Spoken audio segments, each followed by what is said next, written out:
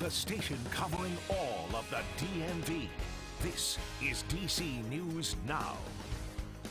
And coming up on DC News Now at noon, dozens of apartments destroyed and families displaced after a massive fire. What fire officials are saying this afternoon. And the latest on the attack against husband of House Speaker Nancy Pelosi, what we know now about that night and how both sides of the aisle are speaking out against it. We're following breaking news out of Rockville. Good afternoon, and thank you for joining us for the news at noon. I'm Mark Hall. An apartment fire has left dozens of apartments unlivable, at least for one night. The Montgomery County Fire Department called to Rockville earlier this morning. When they arrived, they saw that an apartment block in College Parkway fully engulfed in smoke and flames. DC News Now's Lex Juarez live on scene with the latest. And Lex, you spoke with the chief. What did he say? Yeah, well, the fire chief came over and spoke to us about 2 hours ago, just after they were able to get the fire out. You can see the building behind me, the roof over here completely taken off of this building and gone. Fire crews still on scene, just double checking everything and making sure that there are no hot spots that will reignite. The rest of the crews here on the scene actually wrapping up and rolling up their water hoses. Now, the fire chief says that the 4-story apartment building had fire on the top floor.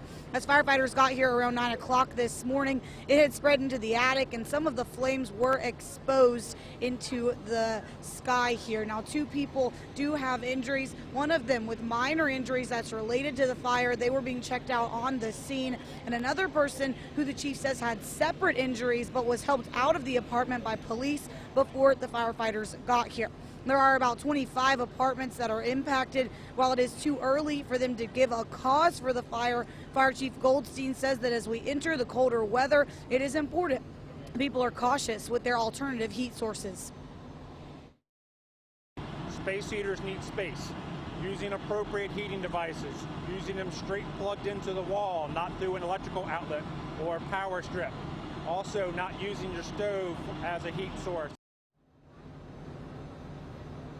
Yeah, and some of the people who were displaced today, they will not be permanently displaced with utilities being shut off. They're just unable to stay for at least tonight. The fire chief says that there are 4 or 5 apartments that are completely destroyed by the fire, and the rest of those apartments in the lower levels are going to have some heavy water damage. Now, the American Red Cross is on this scene, or was on the scene earlier this morning, talking with the Homeowners Association and working to help those people who are going to be displaced from their apartments. Live in Rockville, I'm Lex Juarez, DC News Now.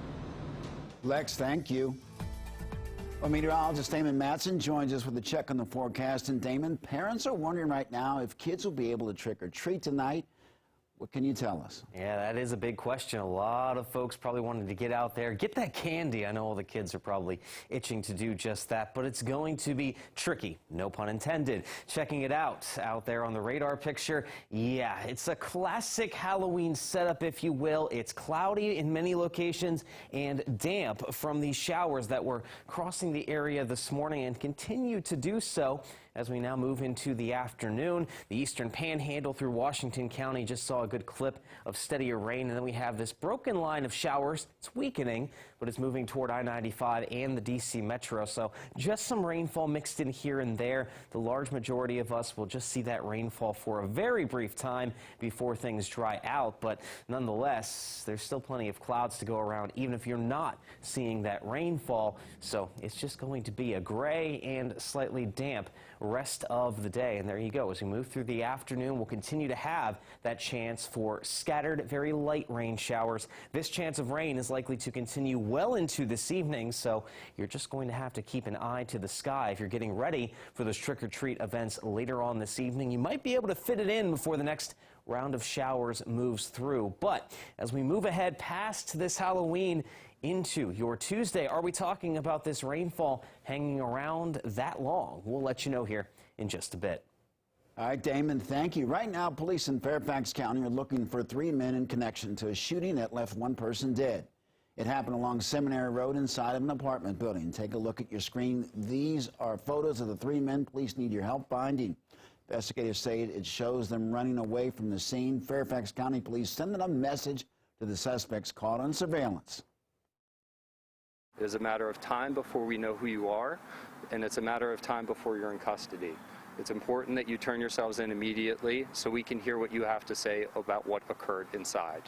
If you recognize these men or you know where they are, call 911 or the non-emergency number at 703-691-2131. And police are investigating a homicide in Southeast D.C. that happened this morning. Police responded to shots fired call yesterday afternoon and found the man unconscious. The man was pronounced dead at the scene. Police urge people to call 202-727-9099 or text 50411. Well, Prince George's County Police are looking for a suspect linked to a deadly stabbing in Upper Marlboro. It happened on Brown Station Road, where police found the man on the ground with a stab wound. He was taken to the hospital, where he later died. And Prince George's County Police are asking anyone with information to contact Crime Solvers at 1-866-411-TIPS. We're learning new details about the morning about the attack against House Speaker Nancy Pelosi's husband. Officials are saying that Paul Pelosi did not know the suspected attacker, 42-year-old David DePape. Police say that DePape confronted Paul Pelosi in the family's San Francisco home Friday, demanding to know, where's Nancy? According to authorities, both men struggled over a hammer before officers saw DePape strike Pelosi at least once. Over the weekend, Republicans and Democrats condemned the attack along with President Biden, who addressed it at a Pennsylvania campaign rally.